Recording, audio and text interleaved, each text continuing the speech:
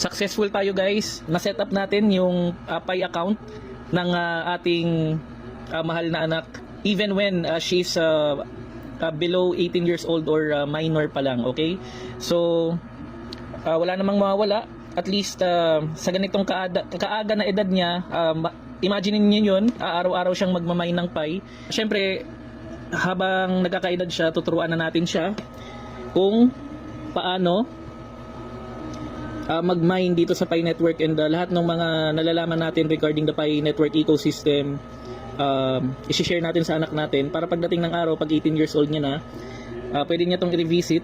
From time to time, gagawa rin tayo ng update video dito, and may na-upload na rin kasi tayong video regarding Pi Network setting up of account for minors. So nakapaloob dito na pwede talagang mag-set up ang isang individual na minor or below 18 years old ng Pi Network account, okay?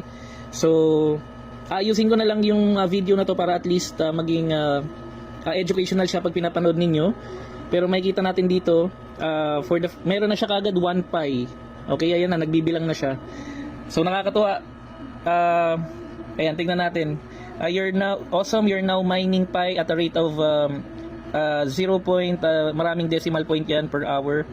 Come back every 24 hours to keep mining. Click the button below to start a tour of the Pi Network mobile app. Okay, so start tour natin. Ayan, your Pi balance. This is your Pi balance. It's the total amount of the currency you have mined so far. Okay, next. Okay, Pi balance. Okay. Next, Pi community chat. Okay, a global chat for all pioneers to communicate, discuss and build the Pi community together. It's also where Pi core team makes announcements. Okay, next. Ayan. Pi channel on its home screen. Next. Your Mind Pi breakdown. Ayan, so yan yun. Ayan. Okay, so view roles. Ayan, ito siya. Ayan, dito sa unang setup niya pala guys, ito, 1 Pi. So ito, ang date ngayon, 2025, March 27. Kita nyo guys ha. So alam naman na natin yung lahat. So most likely ang gagawin natin dito, kasi ang ginamit natin dito ang invitation code or referral code yung sa asawa ko, since yung mobile number na naka SIM register, okay, is yung SIM card din ng asawa ko. So naisip ko na much better kung yung invitation code niya na rin yung gagamitin para i-set up itong account ng anak namin na below 18 years old pa. So para ma-set up niyo ng maayos itong bagong Pi account na gagamitin for minor or below 18 years old, ang kailangan nyong gawin na set up for the email is yung tinatawag na Google Family Link, okay? Yung email address ko yung ginamit ko na naka under yung anak ko na minor or below 18 years old. And then ang tawag doon Google Family Link, okay? So ilalagay ko na lang yung Google Family Link URL, okay, sa description ng video natin. Kasi pagka ang kailangan niyo munang gawin, find another device na nakalogin yung parents main email address, okay? So ang ginawa ko dito para sure yung same email address ko na tatay nung anak ko, na same email address na ginamit ko para sa aking Pi Network account, yun yung ginamit ko. Okay, and then yun yung ginamit nating main account for the Google Family Link, okay? Under nung email address ko na tatay nung anak ko, saka ko gumawa ng panibagong account in behalf, okay, ng aking anak. Okay, so gumawa na ako ng email address nung anak ko, and make sure na real name yung ilalagay din natin, and yung email address at alike na rin nung full name ng anak natin, and then lagyan nyo lang ng something like related sa Pi Network para mas maging recognizable siya. And then i-follow nyo lang yung prompts. Almost the same lang naman siya kung paano tayo mag-set up or mag-create ng Gmail account. The only difference is that yung kine-create mo na new account is in behalf of your daughter or son na minor pa or below 18 years old, and naka-under ito sa parental control ng main Gmail account mo as the guardian, okay, or parent, either mother or father, okay? So Pag nagawa mo yon, as long as yung SIM card mobile number na gagamitin mo na ililink or isa-set up para sa anak mo is SIM registered na.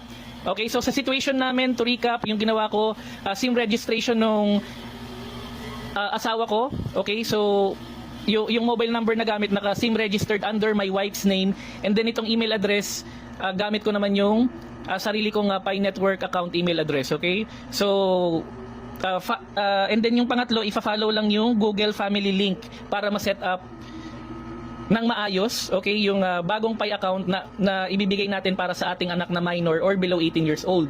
Okay, and then obviously or practically, gamitin nyo na yung invite code ninyo as a parent, mag-usap kayo kung kanino yung gagamitin, and then i-add nyo na lang yung, right after maging successful nung setup, pwede nyo nang i-add yung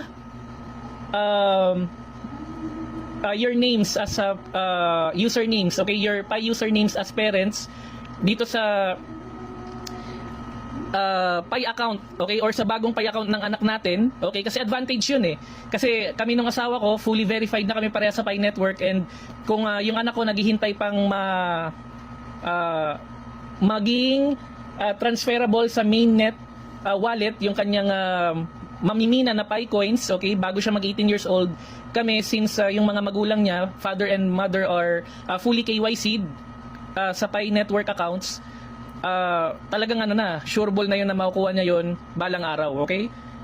Kapag na-reach niya na yung tamang edad na 18 years old and above, okay? So, ang ganda na itong idea na to, talagang kahit napapagod ako, ginawa ko to kasi wala namang mawawala eh, okay? Although, ang risk lang talaga dito, kailangan mag-usap kayo ng asawa ninyo kung are you willing to provide the full name ng anak ninyo habang nagsiset up ng account, and balang araw, dapat ready kayong magpaliwanag sa anak ninyo kung bakit ninyo ginawa ito kahit bata pa siya on her behalf, okay? So dapat i-consider din natin 'yon, okay? So sana may naibahagi akong maganda dito sa video na to, and may natutunan kayo. Most likely talagang ginawa ko to for educational purposes, and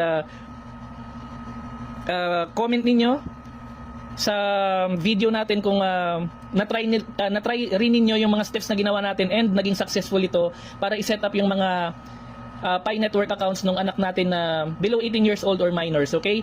Remember na ginagawa ko to dahil nakapaloob sa mismong article or documents ng Pi Network na pwedeng gumawa ng accounts for minors or below 18 years old. Advantage pa lalo pala kung marami kayong anak. Ako, isa lang anak ko.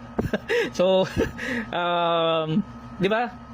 Para kasing gumagawa na kayo ng paraan para merong maipon yung anak ninyo habang maaga, okay? Yun yung beauty and innovation na nagagawa ng cryptocurrency compared sa traditional financial system natin, okay?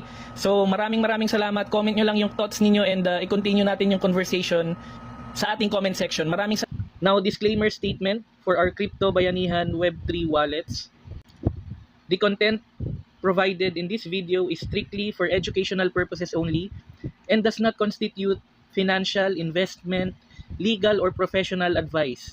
We do not promote or solicit the purchase or sale of any cryptocurrencies, tokens, exchanges, or financial instruments.